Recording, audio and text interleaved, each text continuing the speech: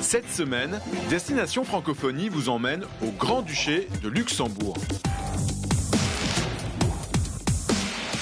Bonjour, il faut venir au Luxembourg pour casser les clichés. Non, il n'y a pas que des banques et des hommes d'affaires en costume. Ce n'est pas un pays où on s'ennuie à mourir et où il n'y a rien à voir.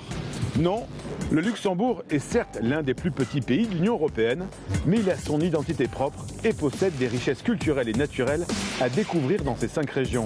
Des vignobles sur ses collines, de magnifiques parcs naturels et de très nombreux châteaux médiévaux. S'il vous plaît. Primos, merci. Et vous savez quoi? L'autre surprise, c'est que le Luxembourg est un pays complètement cosmopolite. Près de la moitié de ses habitants ne sont pas nés au Luxembourg et des milliers de frontaliers viennent d'Allemagne, de France et de Belgique pour y travailler tous les jours. Et quand vous marchez dans la rue, vous avez l'impression d'être dans une immense tour de Babel où toutes les langues se croisent. Dans le Grand-Duché, il y a 3 langues officielles, le luxembourgeois, l'allemand et le français.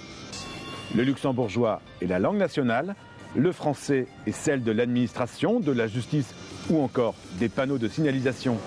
La presse est souvent lue en allemand. On travaille bien sûr dans ces 3 langues, mais aussi en anglais, notamment dans le monde de la finance. Bon, la situation n'est pas simple, mais c'est ce qui fait tout l'intérêt de ce pays. Alors, quelle est la situation de la langue française dans le Grand-Duché? On va mener l'enquête et pour le savoir, direction l'école.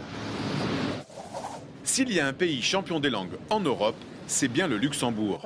À l'école, dans l'enseignement obligatoire, les élèves du Grand-Duché étudient 3 langues. L'allemand dès l'âge de 6 ans, le français dès 7 ans et l'anglais à 14 ans. Enfin, le luxembourgeois est souvent parlé à l'école et à la maison. Et de plus en plus d'ailleurs.